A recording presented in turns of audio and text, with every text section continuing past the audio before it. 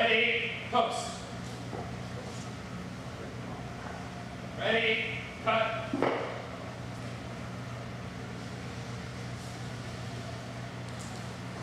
Present arms.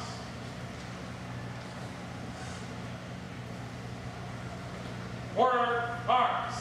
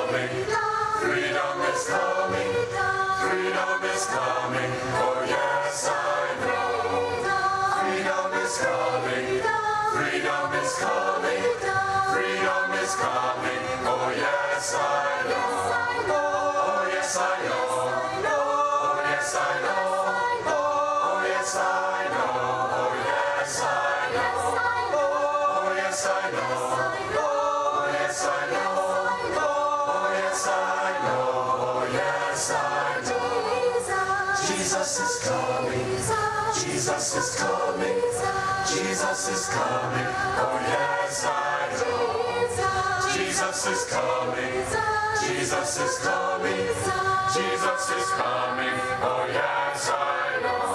Oh yes I know, oh yes I know, oh yes I know, oh yes I know, oh yes I know, oh yes I know. I know, oh yes I know.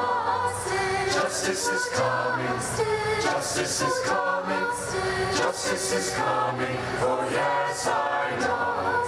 Justice is coming, justice is coming, justice is coming, oh yes I know. Oh yes I know, oh yes I know, oh yes I know, oh yes I know.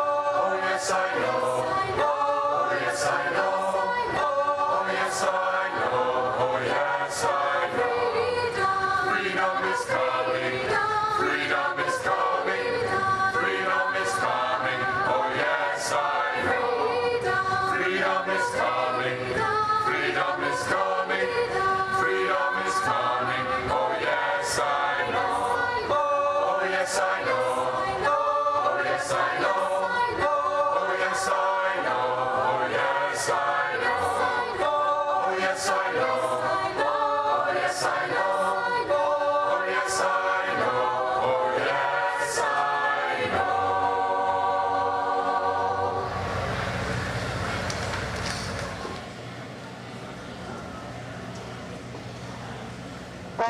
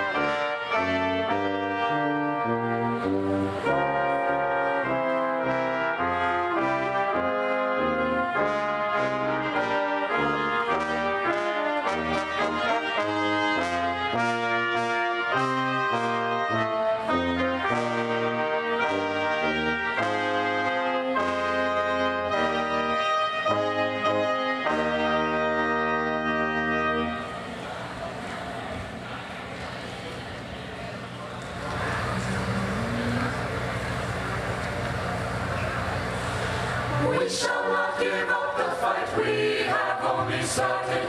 We have only started. We have only started. We shall not give up the fight, we have only started. We have only started. We have only started. Together we'll have victory, hand holding hand. Hand holding hand. Hand holding hand. Together we'll have victory, hand holding hand. Hand holding hand. Hand holding hand.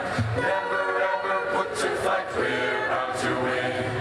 We're bound to win. We are bound to win. Never ever put to fight, we're bound to win. We're bound to win. We are bound to win. We shall not give up the fight, we have only started. We have only started. We have only started. We shall not give up the fight, we have only started. We have only started. We have only started. We shall not give up the fight, we have only started. We have only started. We have only started. We shall not give up the fight, we have only started. We have only started. We have only started.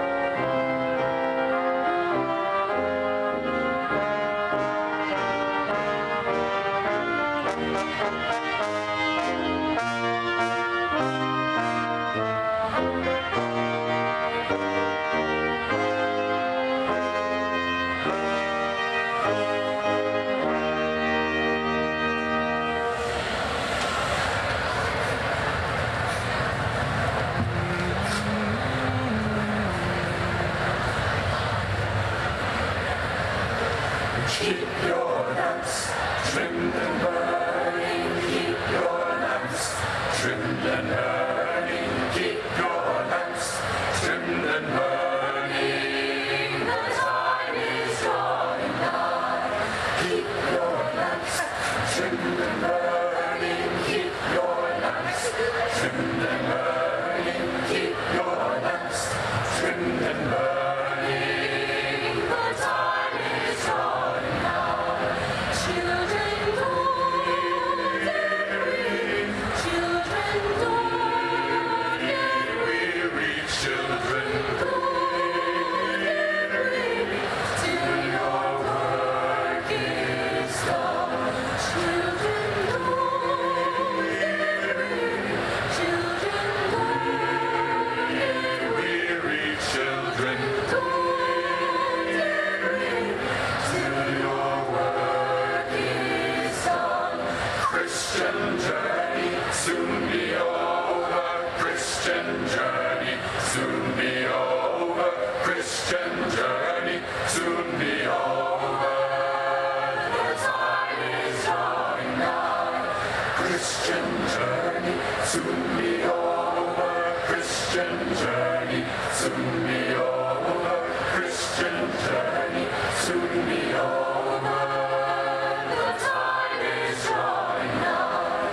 Keep your lamps trimmed and burning. Keep your lamps trimmed and burning. Keep your lamps trimmed and burning. The time is drawing nigh. Keep your lamps trimmed and burning. Keep your lamps trimmed and burning. Keep your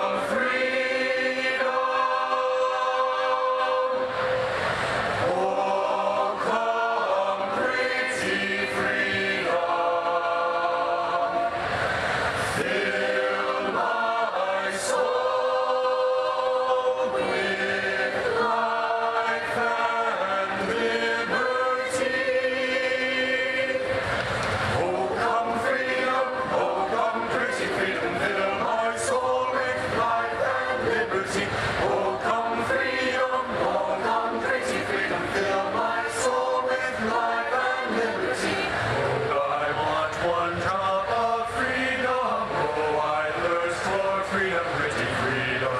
Oh, I want one drop of freedom. Oh, I thirst for freedom, pretty freedom. Oh, come pretty freedom, fill my soul with life and liberty. Oh, come pretty freedom, fill my soul with life and liberty. I love freedom, I love pretty freedom. I feel thankful for my privilege. I love freedom.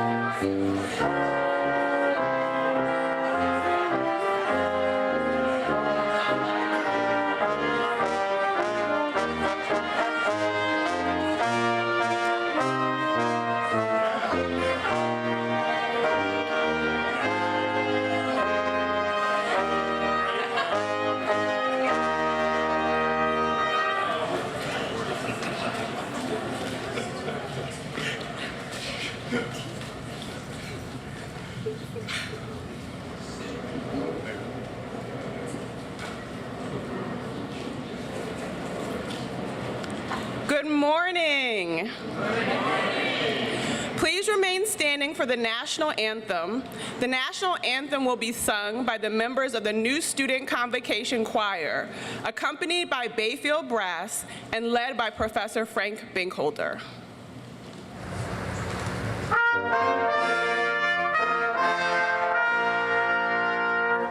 All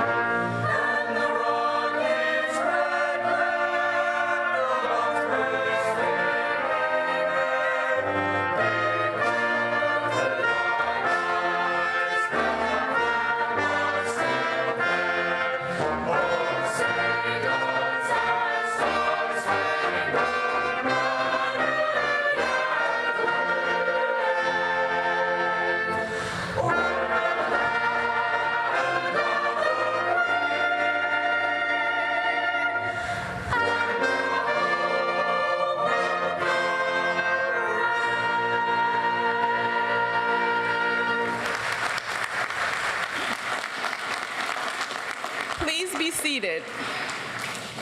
The opening prayers will be introduced by Reverend Mark Bosco of the Society of Jesus, Vice President for Mission and Ministry.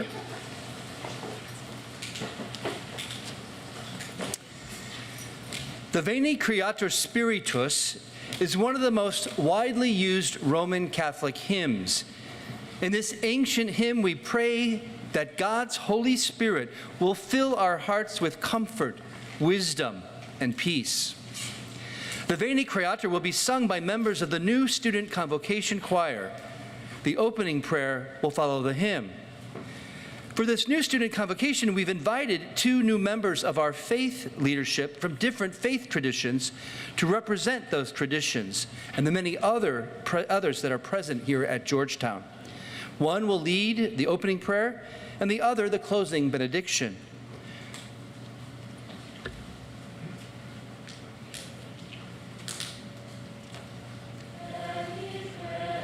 Ator Spiritus, mentes tuorum visita, in plesu plena gratia, quae tu creasti pectora, Deo Patris sit gloria, et Filio quia mortuis surrexita Paraclito in saeculorum saecula.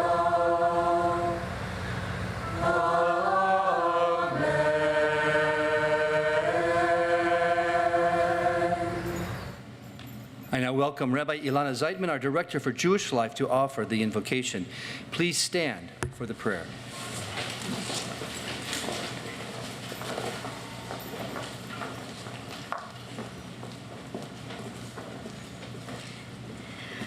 Hodu LaHashem ki tov, ki leolam chasto. Give thanks to God who is good, for God's kindness endures forever. Source of life, as we take our first steps into this profound moment of transition and change, bless us with your loving kindness. Help our new students feel a sense of comfort as they adjust to everything that is unknown. Grant them courage and curiosity as they form new friendships, encounter new places and ideas, and consider new opportunities. Give them the strength to be grounded in themselves, in each other, and in you when they face any challenge this year might bring. Help them to be patient and, most importantly, kind to themselves along the way. Bless these incredible parents and families with ease and joy, and maybe a couple of extra hugs as they send their loved ones off on this new adventure. Please also bless our faculty, staff, and leadership with health and wisdom. Remind us all of our shared humanity as we begin to go off into our various worlds of study and activity. May our collective pursuit of knowledge and understanding be for the sake of greater wholeness, dignity, and peace.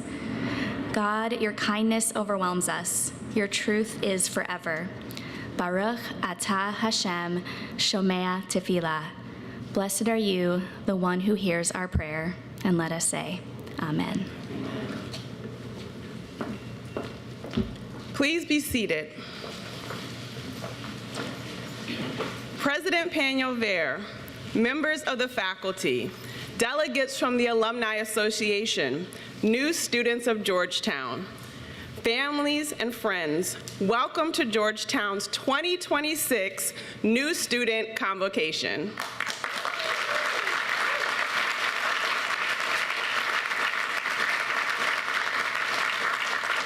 Students, we are here today to welcome you to your new home.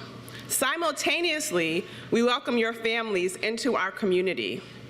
Together, we form a university based on a tradition of nearly 500 years of Jesuit educational excellence, and here on the hilltop, 237 years of service to the nation and the world. In 1789, Archbishop John Carroll took legal possession of the land on this hilltop, and we mark that as our founding date. Some 27 years later, in 1815, with enrollments passing the 100 mark, Georgetown had begun to fulfill John Carroll's vision of a Georgetown that was genuinely a national college, a vision that has expanded now to the entire globe.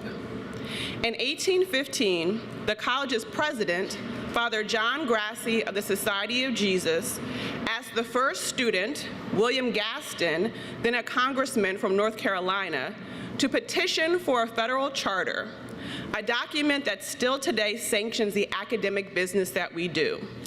Georgetown's charter, the first federal charter in the history of the Republic, has an additional distinction of having been signed by President James Madison, the father of the United States Constitution. It is our custom to begin academic ceremonies with a reading of that charter. To discharge that office, I am pleased to introduce Ms. Marie Matson, the Secretary of the University.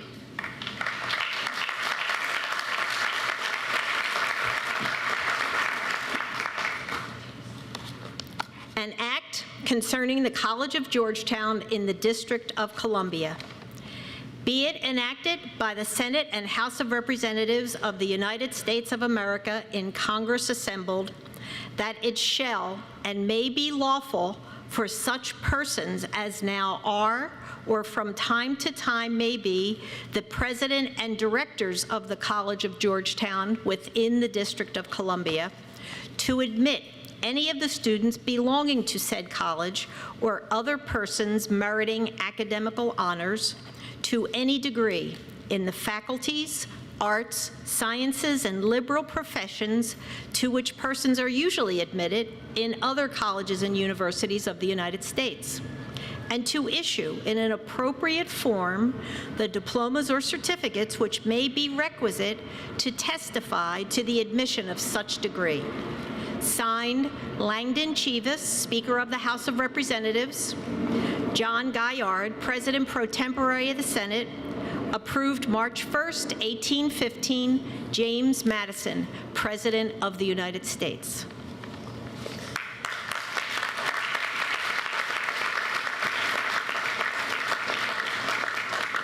Thank you, Ms. Matson. It is my pleasure and honor to welcome to Georgetown's Hilltop campus our incoming students, and also to welcome the families and friends who have accompanied them here at this moment of transition. In a few minutes, I will introduce the students to themselves, but I want to begin by offering a special word of welcome to the families, many of whom are on the Hilltop for the first time. I have an invitation to offer you as well as some practical advice. Let me begin with the invitation. You have come to a place steeped in history and tradition. Founded in the same year as the American Republic, Georgetown's history has been intertwined with that of the United States from the very beginning. But Georgetown reaches back further than 1789. Nurtured by almost 500 years of Jesuit education to the foundation of the Jesuits under St. Ignatius of Loyola in the 16th century. This means you have come to a place of values, a place that develops not only the intellect, but the heart and the spirit. We call growing into those values a Latin phrase, cura personalis, developing the individual's full potential and, just as important, full humanity. I invite you to partner with us in introducing that process and affirming that growth in your students. Indeed, achieving such an ambitious goal would not be possible without your partnership. The Jesuit tradition is rich and many-layered, too rich and too layered to be described adequately in a few short moments. Let me concentrate on 4 key elements. People for others. This is a phrase that will reverberate for your students in the coming weeks and years. Training our students to live their future lives guided by this phrase is our highest goal. Ever since John Carroll founded Georgetown, this Hilltop campus has worked to produce for the nation and the world leaders who treat the needs of others as equal to their own. It calls our students to lead lives of service, lives that are not only unfailingly generous, but also boldly transformative. Crucial to that achievement is a complementary Jesuit principle, enunciated first by St. Ignatius himself, and usually called the presupposition. At its core, the presupposition asks each of us to presuppose the goodness and sincerity of others we encounter, even when they speak from positions and beliefs very different from our own. It encourages us to give others the benefit of the doubt, no matter how different from ourselves, and to try always to seek a positive interpretation of their words and actions. In these fragmented times, clearly we face no greater challenge than the practice of the presupposition. And equally clearly, there can be no greater good than its steadfast pursuit.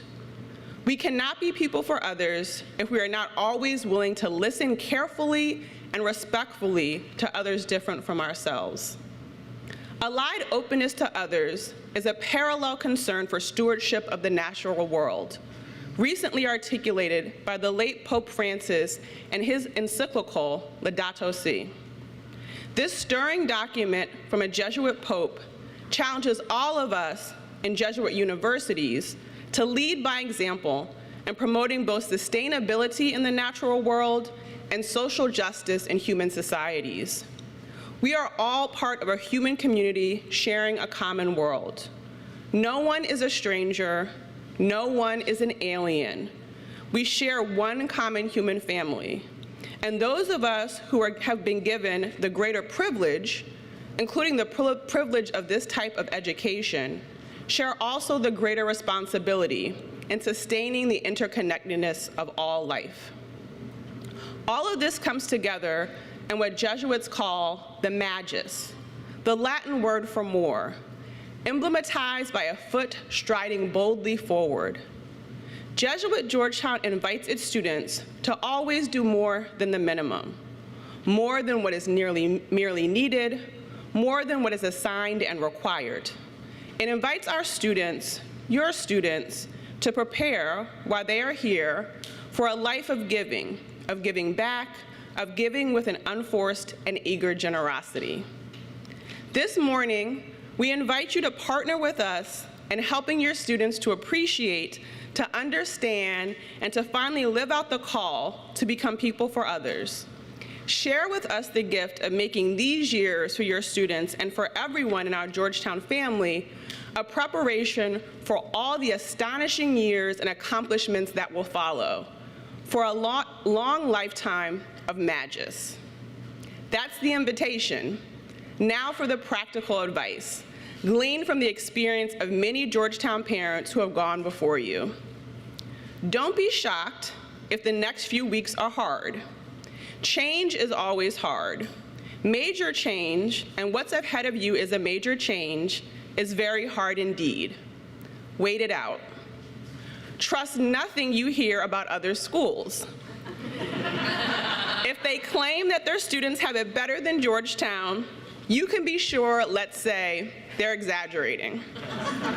Help your young people to understand they are here and that there are resources here for helping them to thrive. Finally, and above all things, be a good listener. For almost 20 years, you have been the problem solvers. Hard as this may be to put in practice, the best thing you can do now is to move from being problem solvers to supporters. Encourage your young people to solve their problems for themselves, but not by themselves. We have a host of people here, faculty, chaplains, administrators, who are waiting to help and who know their way around. So listen carefully, listen generously, and listen helpfully. And don't worry, the next time you are seated on these lawns, you will find out that it all turned out even better than you could have imagined. And now to the students. Let me introduce you to yourselves. 39 of you have already completed 2 years of Georgetown, joining us for your junior year abroad from Georgetown's campus in Doha, Qatar. Welcome to the other Georgetown campus.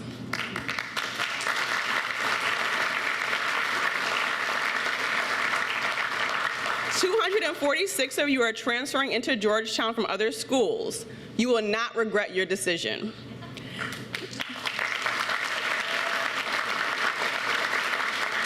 1,652, the class of 2030, are enrolling in college for the first time. You hail from 49 of the United States, American Samoa, the District of Columbia, and Puerto Rico. You come from 50 home countries and represent 81 countries of citizenship. The largest number of you are joining us from the United Kingdom, China, Canada, India, South Korea, Brazil, Singapore, Greece, the United Arab Emirates, and Spain.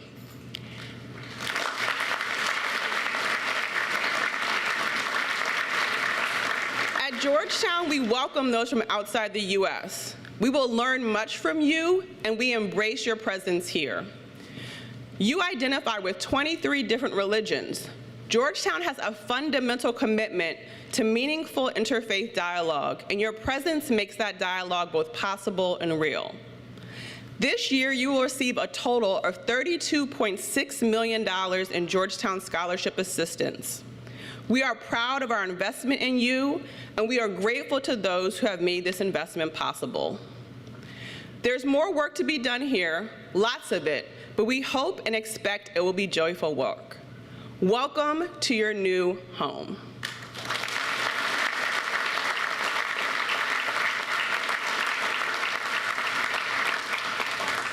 And to help you in preparation for the years ahead, we have invited representatives of our Georgetown community, a student and a member of the faculty, to offer you words of guidance. I urge you to listen carefully. They are both Georgetown success stories. The Thomas P. McTighe Prize, awarded to the students selected to address the opening convocation, is named for Professor Thomas P. McTighe, who for over 40 years was a distinguished teacher of philosophy at Georgetown. Axel Hutapea of Indonesia is a junior in the Walsh School of Foreign Service, where he studies international economics and mathematics as a John Carroll Fellow. On campus, he serves as Chief Strategy Officer of the Georgetown Commodity Trading Club and as a project manager for Georgetown Global Consulting. Nationally, he is the president of the Indonesian Studies Association in the United States, which represents 10,000 Indonesian students across all 50 states. Axel.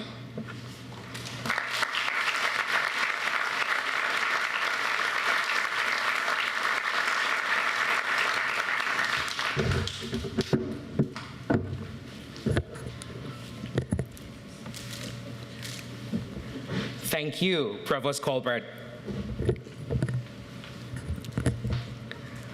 President Peñalver, Provost Colbert, distinguished faculty, proud families and friends, and most of all, the class of 2030, welcome to the Hilltop.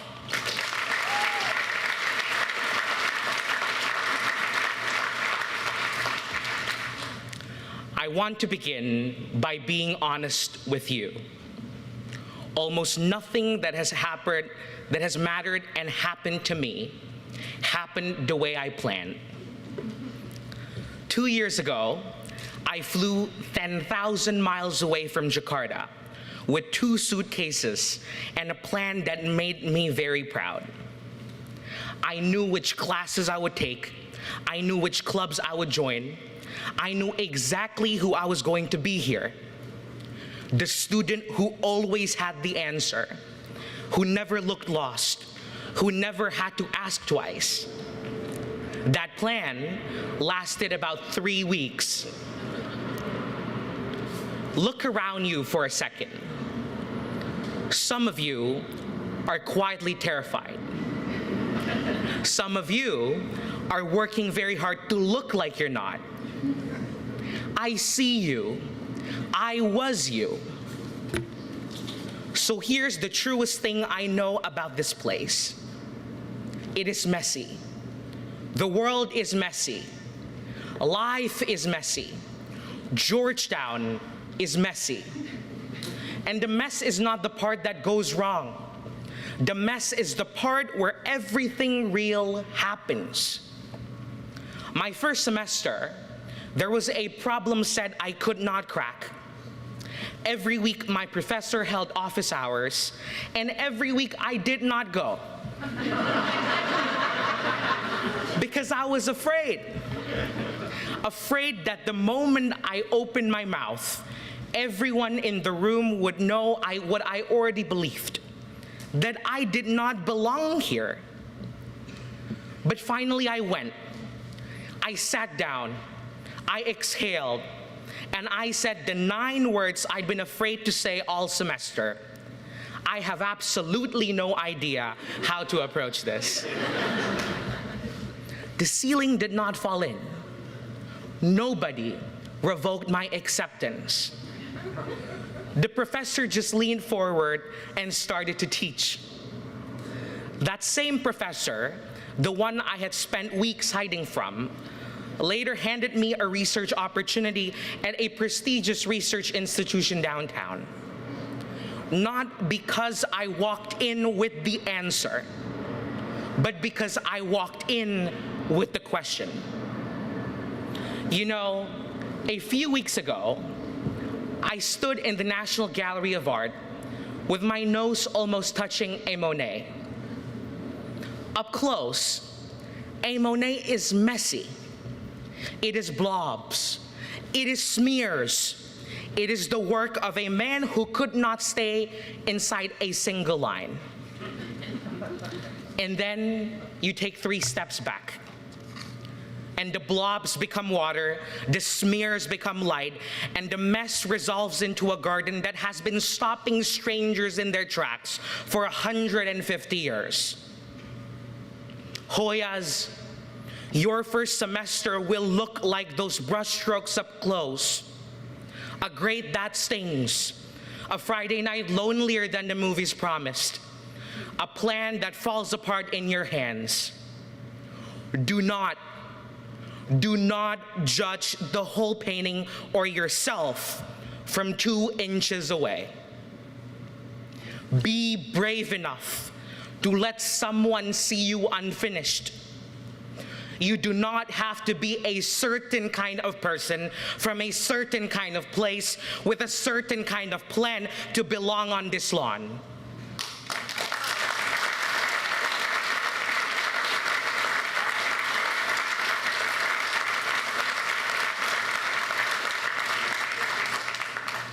Because when I arrived here, overwhelmed and jet-lagged, and 10,000 miles away from anyone who loved me, I did not make it on my own.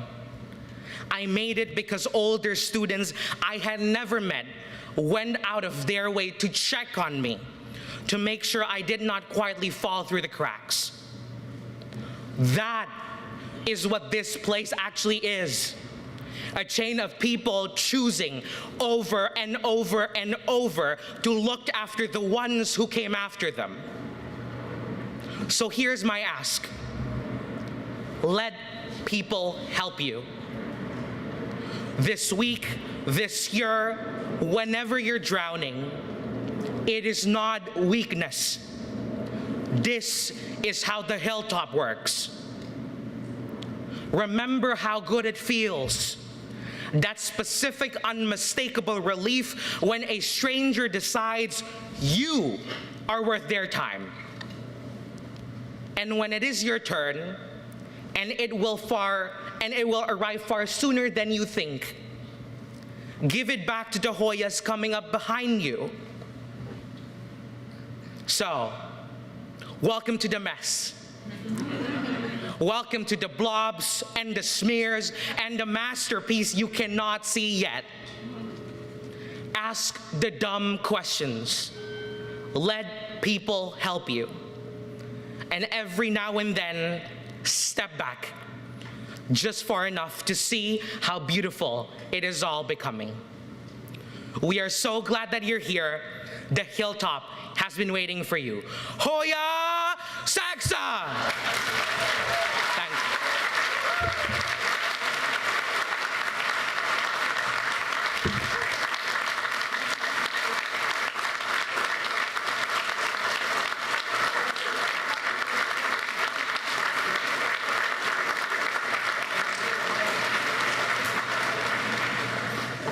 next address will be given on behalf of the faculty by Dr. Randall Bass. Randy Bass is Vice President for Strategic Educational Initiatives and Professor of English. For 13 years, he was the founding executive director of Georgetown Center for New Designs in Learning and Scholarship, CANDLES, and for 7 years, Vice Provost for Education. He leads the Designing Futures Initiative and the Red House Incubator for Curricular Transformation. Author or co-author of numerous books and articles, his work emerges from the intersections of university transformation, emerging technologies, and the scholarship of teaching and learning.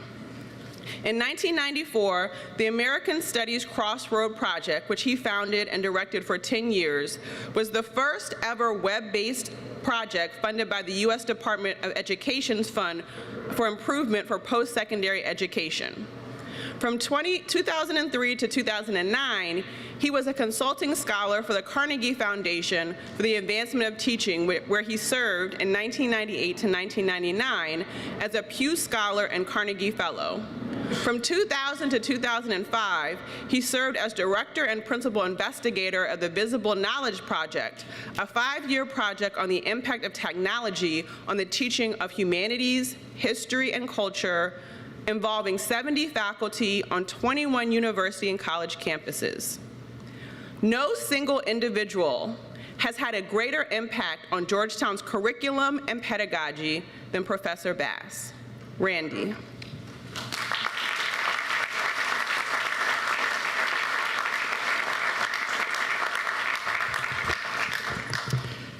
Thank you, Provost Colbert, and thank you for putting me after Axel.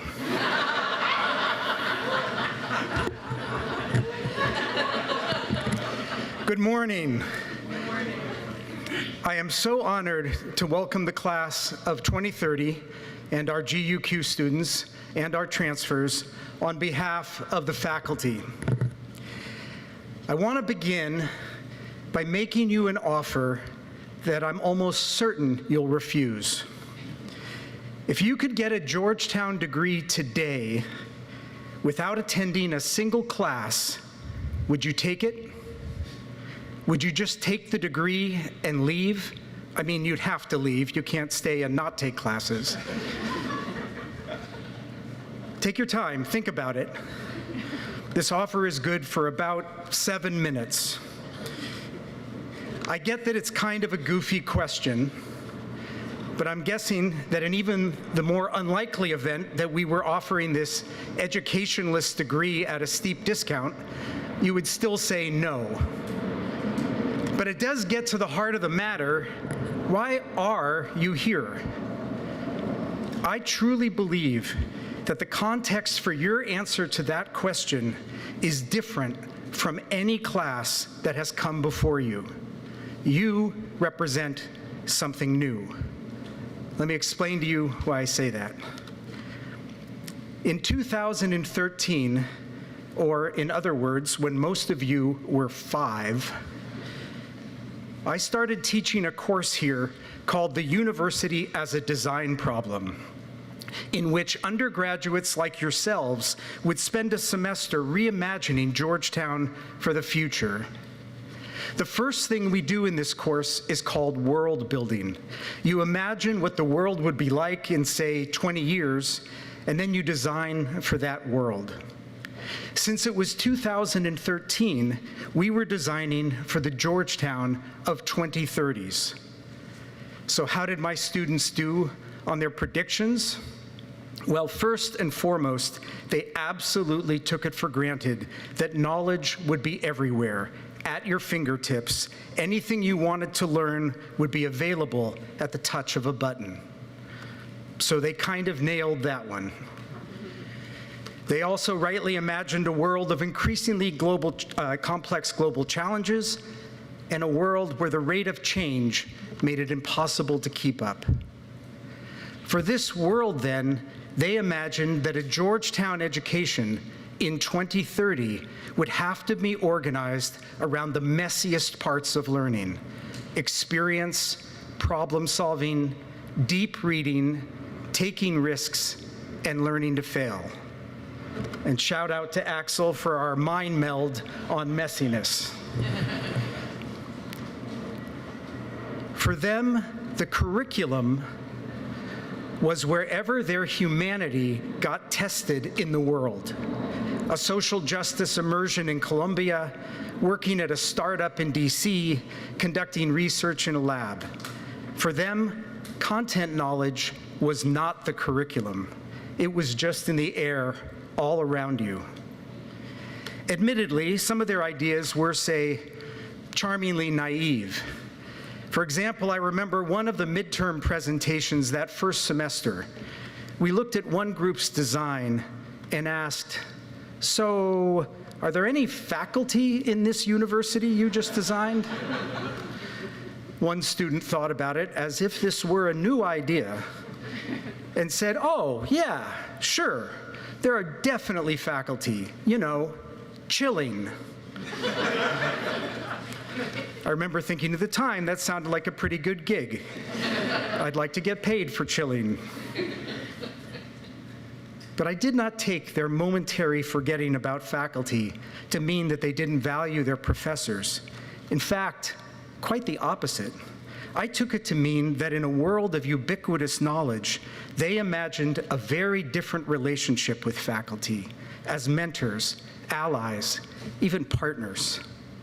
What's more, they imagined that students in the future would have a very different relationship to their learning. Although guided by faculty, my students just assumed that it would be up to students in the future to decide when and how to stretch themselves, and that the university would have to change accordingly. A great example of that came the second year when a team proposed that a Georgetown education would consist not of courses, but a collection of learning communities focused on complex problems, like housing inequality in DC or water scarcity in Athens. They called these communities yugis, loosely, very loosely, after the Latin plural for the word team, or yugum. In their vision, the first thing you did when you came to Georgetown wasn't pick your courses, you picked your yugi. That is, you picked the problem you wanted to work on all year. And over 4 years, you moved through a series of yugis as if you were in a video game. You didn't pass courses so much as you leveled up in complexity and responsibility. At this group's midterm presentation, we asked, how would a student know when they were done? So they came up with a one-sentence graduation requirement, and I quote, "When you can be part of a successful team in a level 4 yugi, you can leave." I'm excited to report that after sitting with this idea for only 12 years, we are now actively working to make a version of yugis come alive at Georgetown. And if it doesn't take us another 12 years to develop, I hope every one of you can benefit from them. But that brings me back to my original claim that you all in this class are different from all other classes before you. You are now living in a world where knowledge is all around you and at your fingertips. And so you now have the opportunity to define a different relationship to your own learning than any other entering class before you. And quite frankly, we, the faculty, we have no idea what this is going to look like. I mean, we have thoughts. We won't just be here, chilling. But we're looking to you to show us what it means for a whole generation to redefine its relationship to learning in a world that delivers knowledge in an instant. In short, and this is actually very personal to me, you are the first wave of the kind of students that my students and I, in 2013, imagined you would be. Today is not only your first day at Georgetown, it is, with your arrival, the first day of the 2030s. So I'm withdrawing my offer that I made when we started of a degree without an education, and I'm making up a new one-sentence graduation requirement. When you can team up with your faculty and your fellow students and truly embrace your inner 2030, you can leave. Welcome to Georgetown.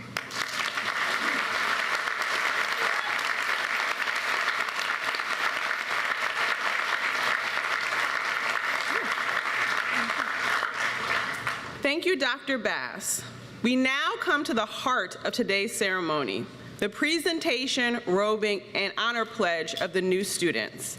I invite President Eduardo Peña-Ver to join me at the podium for the presentation of the new students. The deans of the graduate schools will present their students to President Peña-Ver in the reverse order of the school's founding at Georgetown. When your dean presents your school, please rise and remain standing through the honor pledge, robing, and simple gifts. There will be a moment in the ceremony when President Peña-Ver will invite our guests to join him and the faculty in applauding the new students. Please try to hold your applause until then. I now ask Dean Christopher King, Dean Paul Almeida, Dean Joel Hellman, Dean Roberta Waite, and Dean David Edelstein to present their students. Will the new students of the School of Health, Georgetown's newest and most pristine school, please rise? It's good to see you all. President Peña-Ver, as Dean of the School of Health, I have the distinguished pleasure to present to you the newest members of the School of Health.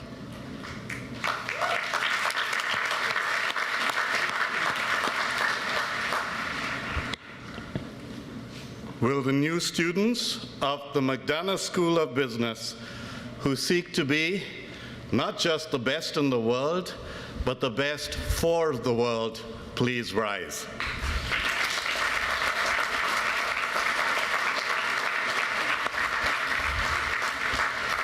President Peña-Ver, as Dean of the McDonough School of Business, I have the distinct pleasure to present to you the newest members of the McDonough School of Business.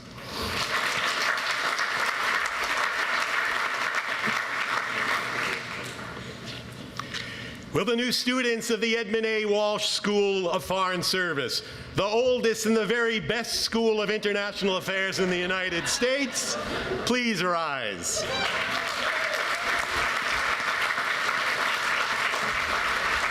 President Peña-Ver, as Dean of the School of Foreign Service, I have the distinct pleasure to present to you the newest members of the Edmund A. Walsh School of Foreign Service.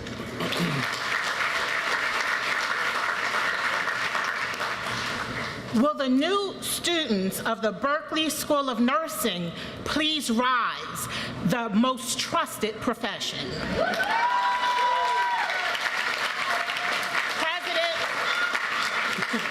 President Peña-Ver, as Dean of the Berkeley School of Nursing, I have the distinct pleasure to present to you the newest members of the Berkeley School of Nursing.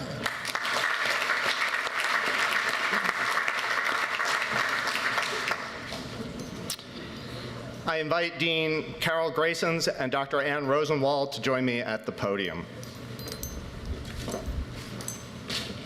Will the new students of the McCourt School of Public Policy, the very first school of Georgetown's historic Capitol campus expansion, and the College of Arts and Sciences, please rise?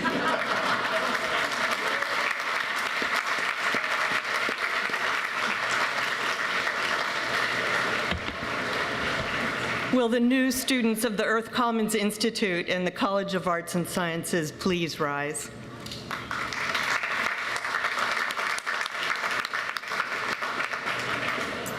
You ready? Will the remaining new students of the College of Arts and Sciences, the oldest and largest school at Georgetown, please rise?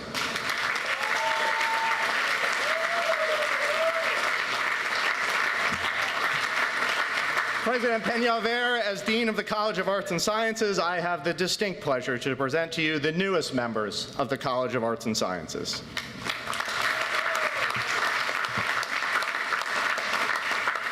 Please all rise, all the entering students now. Members of the entering class, I'm delighted to welcome you to Georgetown University. Universities are places of truth. As members of the university community, we commit ourselves to be truthful in all that we say and in all that we write. At Georgetown University, we ask that incoming students express their acceptance of this commitment to the truth with a pledge. The honor pledge will be led by student members of the Honor Council, Mr. Yajat Gupta, School of Foreign Service, class of 2027, Mr. Shay McInnes, College of Arts and Sciences, class of 2028, and Ms. Logan White, Graduate Studies, class of 2027. Greetings and welcome. Choosing to attend Georgetown entails joining a distinctive community centered on the values of honor, commitment, community, and academic integrity. These ideals, highlighted in the Honor Pledge, form an essential part of a Georgetown education. You will find the words to the Honor Pledge on the last page of your program. Please repeat each phrase of the Honor Pledge after us.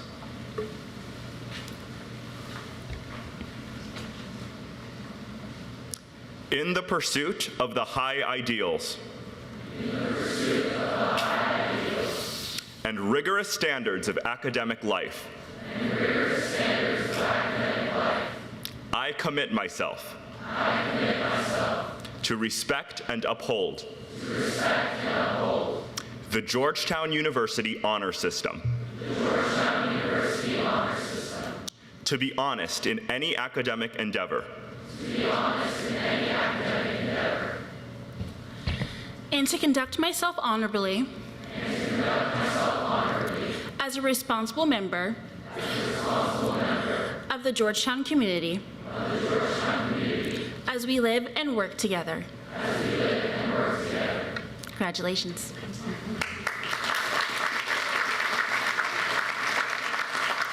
Now that you've taken the honor pledge, I invite you to become partners with us in the ancient and honorable community of scholars. The faculty behind me wear the resplendent and colorful robes that mark them as doctors of philosophy, the university's senior scholars. The robe you carry over your arm is a bachelor's gown. When you don that gown, you become part of our intellectual community and express your commitment to pursue its highest ideals, the disinterested search for truth in the service of the nation and the world. Students of Georgetown, you may don your gowns.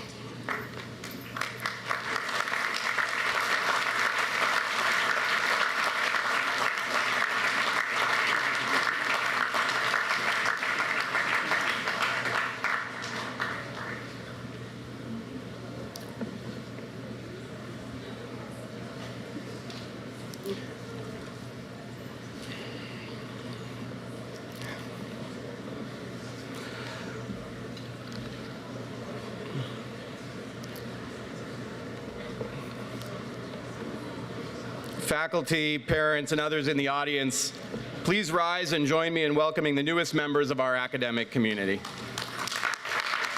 Come on.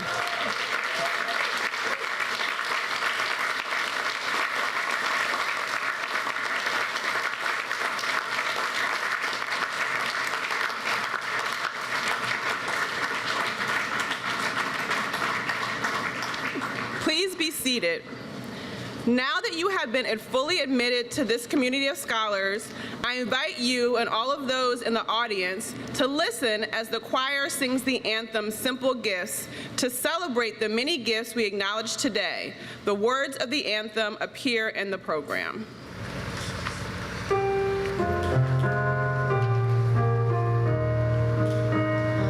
Tis the gift to be simple, tis the gift to be free, tis the gift to calm down where you ought to be.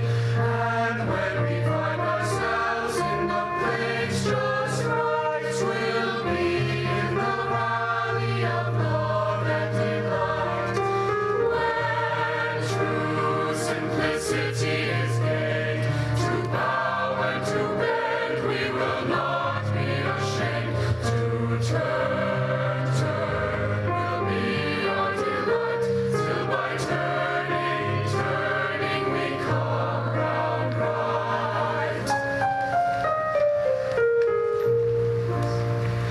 'Tis the gift to be loved and the love to return. 'Tis the gift to be taught and a richer gift to learn.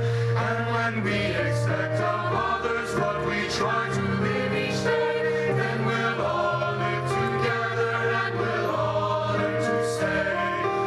When true simplicity is gained, to bow and to beg, we will not be ashamed. To turn will be our delight, till by turning we come round right.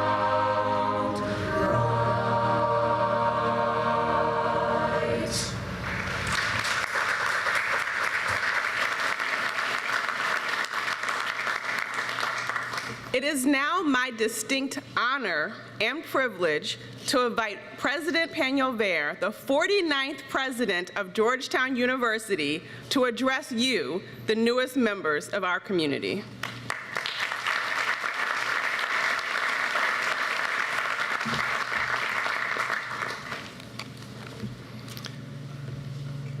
Once again, welcome to Georgetown. Today you stand on the threshold of an amazing intellectual and personal adventure, one that likely fills you with excitement, but perhaps also no small degree of uncertainty and anxiety. And I can relate to that combination of feelings since you and I are beginning this journey together. Like you, I've been experiencing all the excitement of getting to know a new community. Like most of you, I've had the occasional bout of anxiety. But let me reassure you at the outset, every one of you belongs here. Every one of you contributes to the richness and diversity and excellence of this community, and we don't make mistakes. Each of you has worked hard and achieved tremendous academic success. You're founders and leaders, athletes and artists. Although this is a new community to you and it comes with new challenges, the habits and skills that brought you here will continue to serve you well.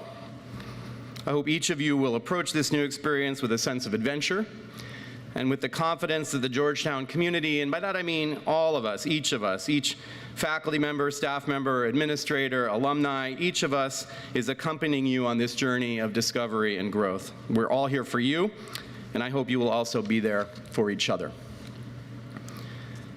In joining this university, you're becoming part of a community that is unlike any that you've experienced up to this point in your lives, no matter where you come from. And collectively, as we've heard from the provost, you come from all over the country and around the world.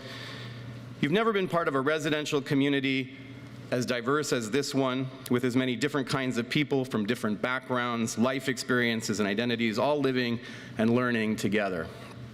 That diversity will stretch you. It should challenge the way you think. Universities are communities dedicated to the pursuit of truth and to the formation and education of future leaders.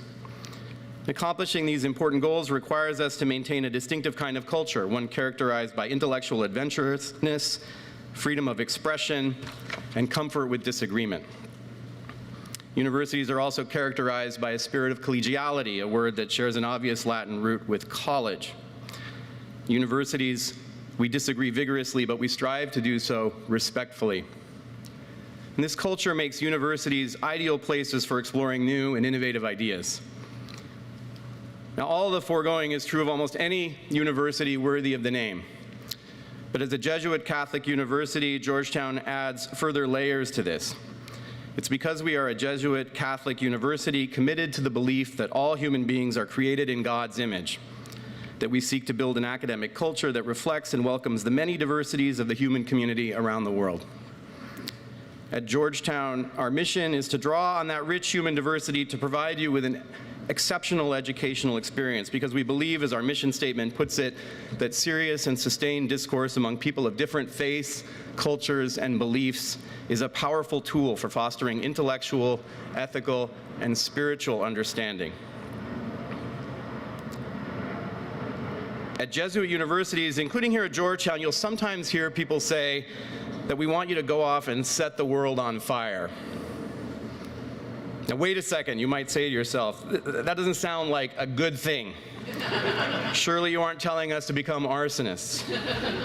We're not. And don't call me Shirley. Little 80s reference. I had to throw a bone to the parents. We're not telling you to burn things down, literally or figuratively. I think that counts as a BoJack Horseman reference. There's already enough rhetorical arson in our noxious and polarized public discourse. The phrase, set the world on fire, is usually attributed to St. Ignatius of Loyola, the founder of the Society of Jesus, although there's some debate about whether he actually said this. The phrase certainly goes back to the earliest Jesuits, and in the ensuing 500 years, it's become a rallying cry for Jesuit schools and universities around the world.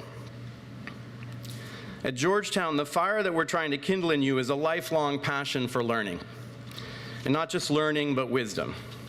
And not just learning and wisdom for their own sakes, but in the service of others, in the service of making the world a better place. I grew up in the Pacific Northwest, and so as a young person, I spent a lot of time outdoors, and so I built a lot of campfires. And to build a fire, you need 3 ingredients: fuel, a spark, and air. We have plenty of intellectual fuel on this campus. You, our students, bring the fuel with you when you arrive. Your intellect, your energy, your ambition, your experiences and accomplishments are great combustible material for the fire that you'll be building. We add to that fuel our brilliant faculty, our dedicated staff, incredible guest speakers and visiting scholars, a campus with more intellectual resources than anyone could consume in several lifetimes. The acquisition of knowledge requires sustained effort, and that effort is fueled by your curiosity. Aristotle thought of curiosity, our innate desire for knowledge, as an essential human trait, as something that distinguishes us from other animals. But it's a trait that we can encourage and cultivate or allow to atrophy. One of the great risks I see in this era of generative AI is the possibility that technology will weaken our appetite for the hard work of gaining knowledge. AI offers us an easy and tempting shortcut to something that resembles knowledge but lacks genuine understanding. As Pope Leo observed in his encyclical this past summer, the temptation to bypass the effort required for seeking the truth risks replacing our hunger for new knowledge with, in his words, fatigue, boredom, and apathy. This is why the Pope says, educating people about the use of AI requires more than teaching them how to use this important new technology responsibly. It also requires, he said, teaching them to decide when and for what purpose it ought not to be used. So curiosity, our desire for knowledge, is an essential ingredient for the fire that we're building. Think of it as a fuel additive. But no matter how combustible our fuel, a fire can't get going without a spark. What is the spark that ignites our curiosity and hard academic work into the flame of knowledge and understanding? To my mind, the spark is the experience of surprise. It's the unexpected insight that unleashes a chain reaction of further inquiry and discovery. And that spark of surprise can be delightful. It can also be deeply uncomfortable and unsettling. Surprise can come in the form of the sudden recognition of a truth that you hadn't previously appreciated. Eureka! Or it can come from a visceral feeling that something you heard is wrong, even deeply wrong. Wait a minute. And that feeling of wrongness can itself become a powerful motivator for you to redouble your own search for the truth. Plato says something similar when he describes the friction generated by having your beliefs scrutinized and tested, leading to the sudden ignition of the flame of understanding. In your time at Georgetown, I hope you'll experience the pleasure of unexpected discovery and the friction of deep disagreement.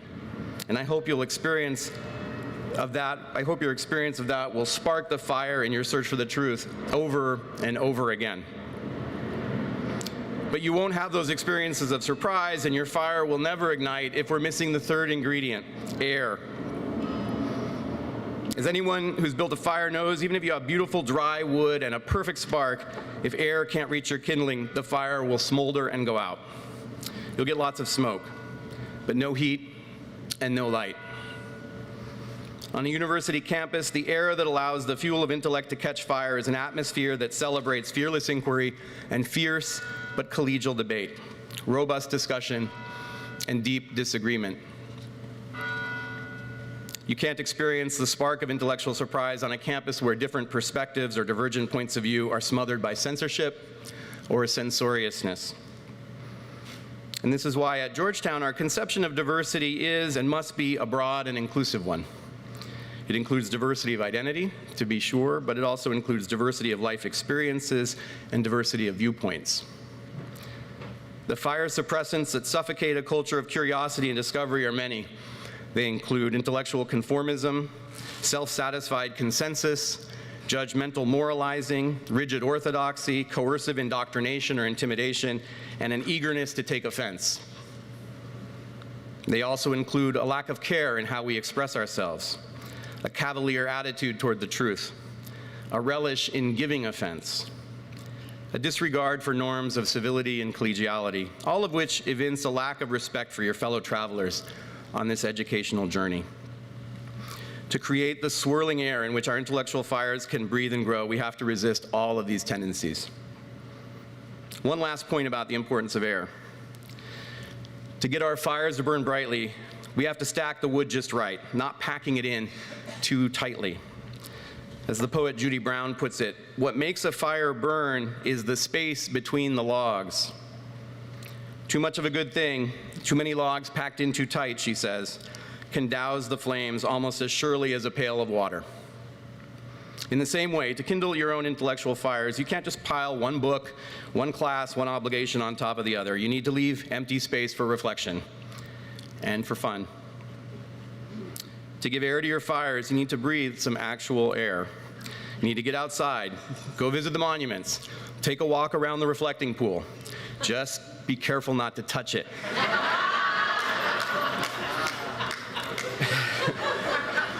Participate in a retreat at Calcagnini. Catch a Georgetown basketball game at Cap One. Savor the fresh air that comes from new friendships. It's important to recognize that the fire of intellectual growth is sustained by the careful balancing of diligence and effort with rest and diversion. Of course, you can take relaxation too far. To review, at Georgetown, our goal is to set your intellects on fire. And to build that fire, you need fuel, a spark, and lots of air. Our goal, our job, is to help you kindle that flame. But it's up to you to carry it with you, keeping it burning long after your time here at Georgetown is done, carefully tending to it and stoking it for the rest of your lives. Thank you.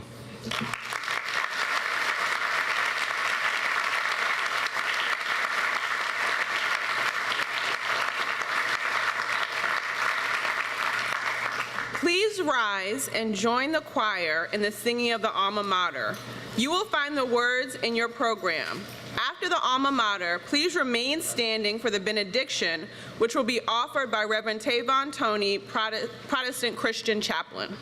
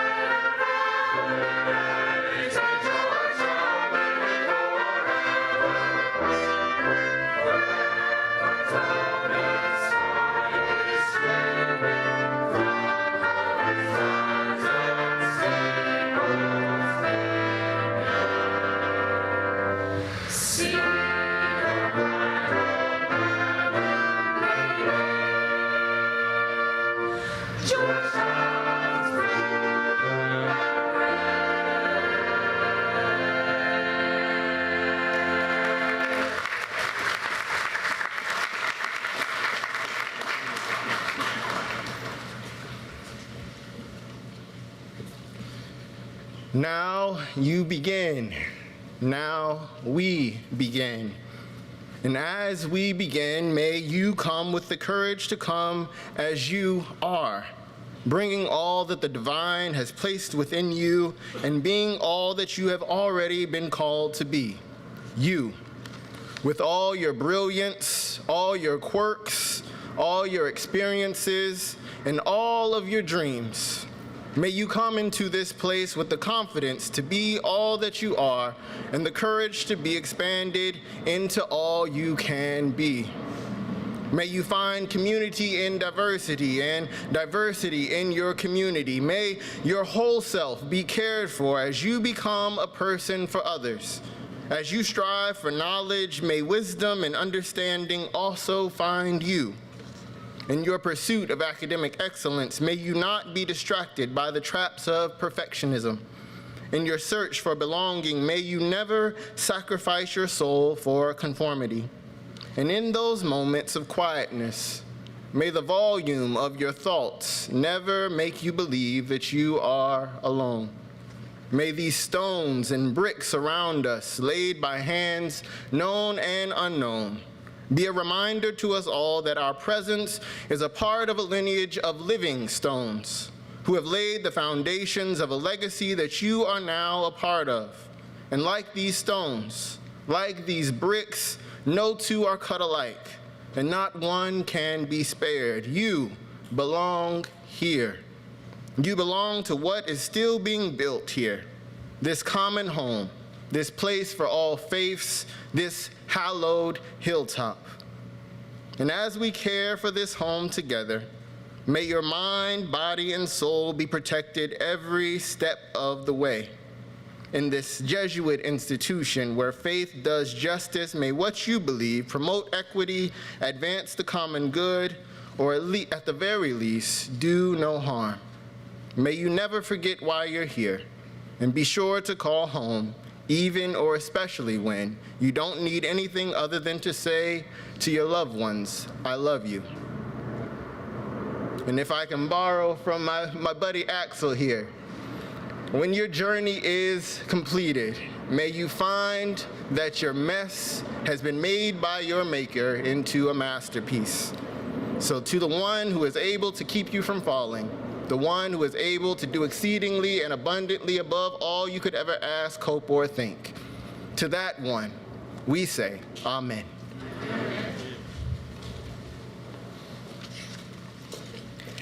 We want to thank all of you for coming today.